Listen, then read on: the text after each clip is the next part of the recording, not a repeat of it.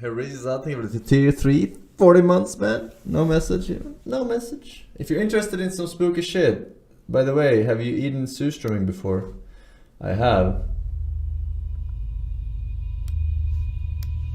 The SOS sign incident. After a year like 2020, the idea of taking a nice hike and getting away from it all 2 minutes has to impress definitely me. been an enticing prospect.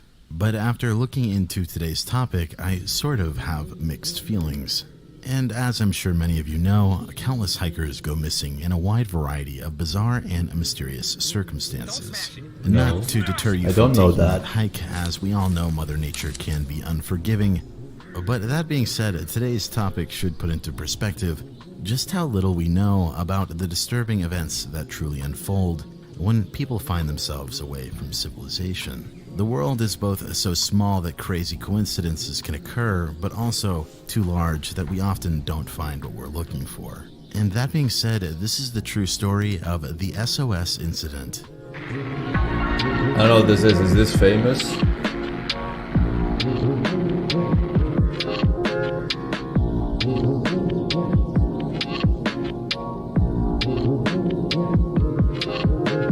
Yes? No?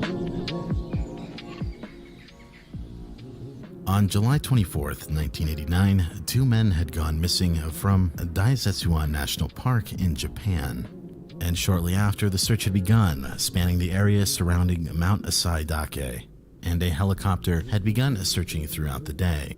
As the day had come to a close, out of the corner of their eye, the rescue crew had noticed something down below.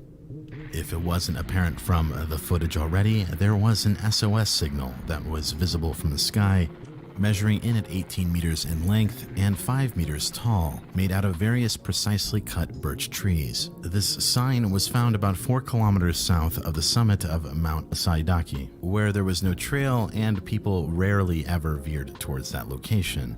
Seeing this as a clear call for help, the local police landed and patrolled the area in order to investigate, and as it would turn out, just a kilometer or so north, the hikers ended up walking out of the woods and were rescued. Shortly after, almost everything was back to normal, and when the hikers were debriefed on the situation, they had been told had it not been for that SOS sign, rescuing them would have been a hell of a lot more difficult.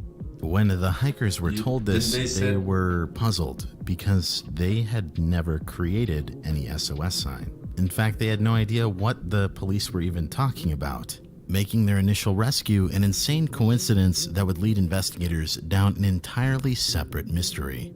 Because if they never made that sign, who did? Your mama.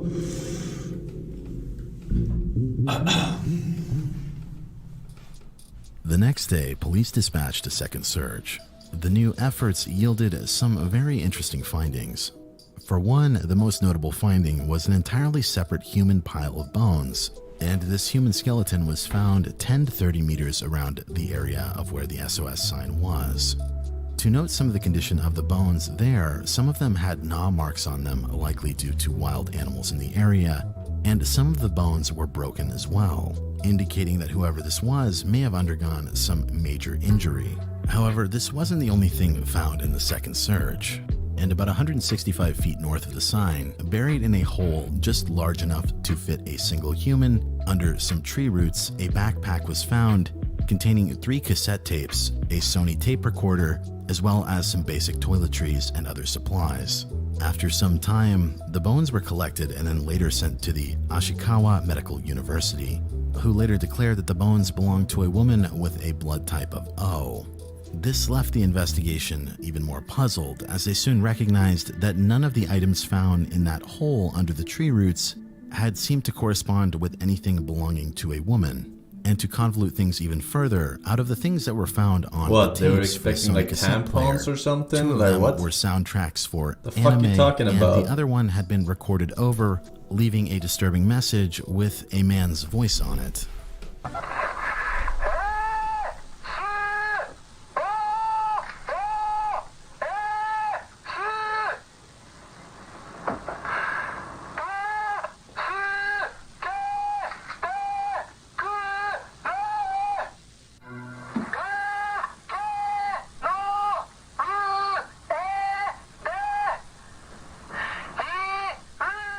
者の声から8年。最終鑑定の結果、白骨遺体は男性で SOS の声と同一人物であることが分かった。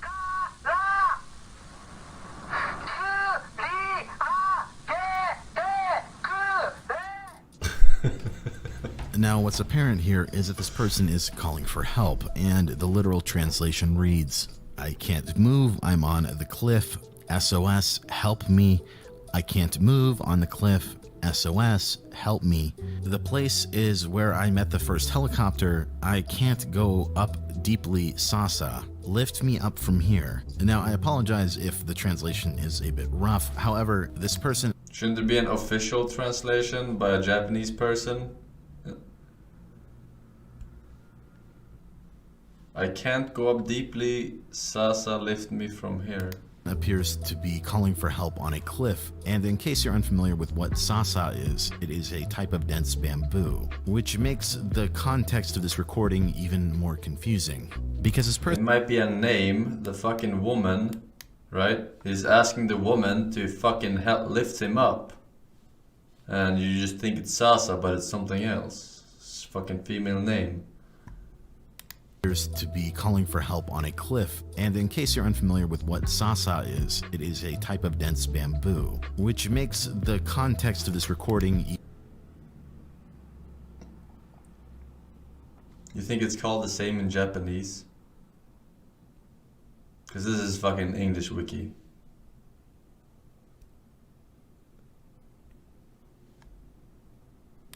Even more confusing. Because this person appears to be on a cliffside in this recording, however, this was found in the lower trenches of a valley.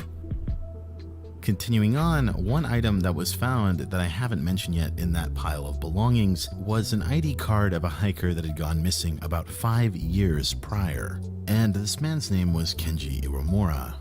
I will note that finding anything definitive on Mr. Iwamura or the circumstances surrounding his disappearance is incredibly difficult. The Japanese reporting on the situation redacts his name in every public mention of this case, and only a single story from the Associated Press at the time this event took place in an American newspaper even bothers to name him. All I can say definitively about this guy is that he liked anime, he was an office worker, and he was staying at a hostel, and it seems the only reason people knew he went missing was because he didn't show up for work a week later. As a result of this man's name being redacted, there's so many different versions of this story. Because he didn't show up for... I like how everything has relevance except for this. Alright. Work a week later.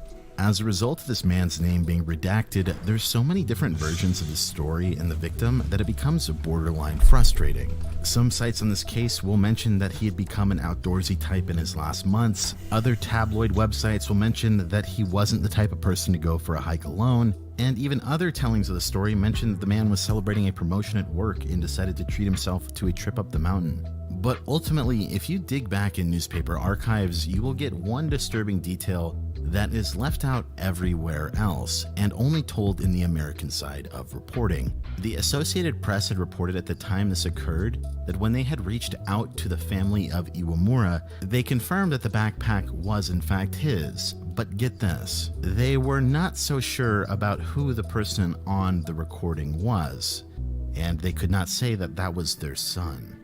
So we have a pile of bones, a missing hiker's backpack, a recording from another person asking for help in that backpack, and an SOS sign made out of birch trees that was somehow made by a person who may or may not have had broken bones at the time of the sign's creation. Not to mention these trees were cut, it wasn't their however, son. They said that they couldn't or anything of the sort that could identify be found the in the voice local area. properly. So naturally you have to ask, what the hell happened on this mountainside? Jumping to conclusions right away.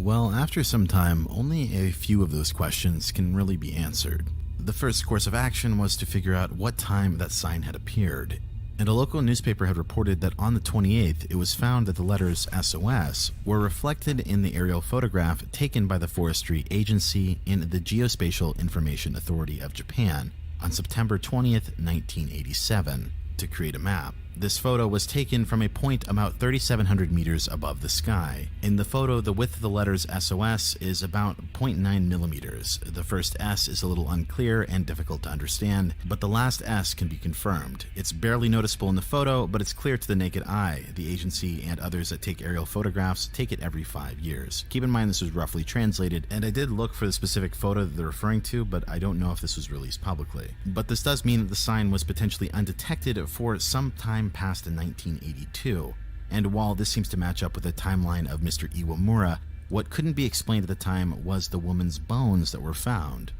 As a result, the remains were reassessed by the Ashikawa Medical University, and they had later come out and stated that they had made a mistake, and the bones instead belonged to a male with a blood type of A.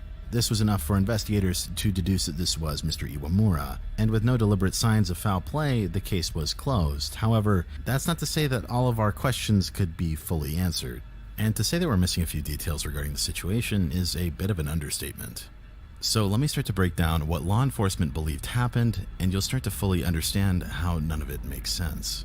Here is a map of the hiking area and the mountain, and it's believed that he hiked up from the ropeway along the ridgeline. This hike isn't very long or particularly advanced by any means. Now, the only thing you really have to pay attention to on this hike are the two landmarks that let you know when you cross over this ridgeline. That main landmark is the safe rock, which looks like this. However, there is another rock along this ridge that looks deceptively similar, and that is the fake safe rock. To which two hikers from the beginning of the story fake safe made rock. the Maybe they mistake could have and fucking made gotten a themselves better landmark than then. The SOS sign. As a result of this incident, they ended up putting up ropes to prevent this Jesus from happening. Christ, But the back people in are the 80s, tough. they didn't have this. However, our guy is believed to have taken the wrong safe rock as well and trekked along the hill haphazardly until he wandered sometime down into the marsh. And based on my look on the Japanese discussions on this topic, many people are quick to point out that had he simply followed the river and walked along the edges, he was only about 9 or so miles away from civilization. The terrain definitely wasn't the easiest, and it's definitely someplace that people can get lost. However, the fact that he decided to dedicate his time and energy to cutting down trees is another mystery, especially when you factor the geography here really only gave him one direction that he could head, and that was downhill. But I digress, and now that you sort of have a lay of the land, we can start to get into the nitty-gritty in regards to the rest of the bizarre details of this case. Build a house, Forsen.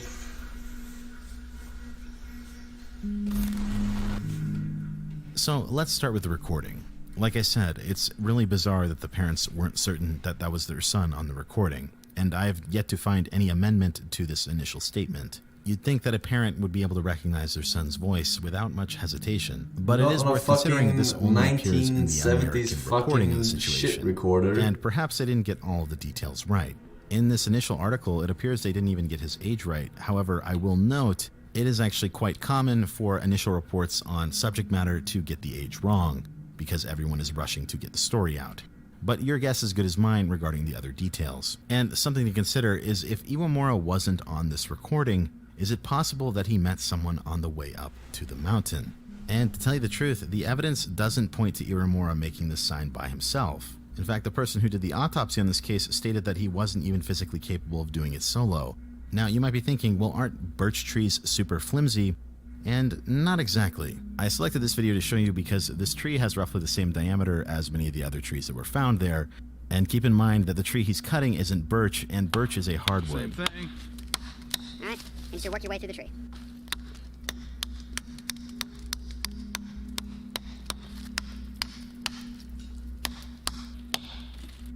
And I already mentioned this, but he never brought an axe with him or a knife, so it wasn't even fully clear how 19 birch trees were chopped and moved 100 meters into the clearing. Clearly, he had a fucking axe. Fractured on the left shoulder and right leg. If we are going to argue that he made I'm the fucking SOS mauled. signal, I'm we sorry, sort I of have to can't. make the argument that he Fuck. Just because the axe wasn't in the fucking belongings that they found later doesn't mean they didn't have a fucking axe.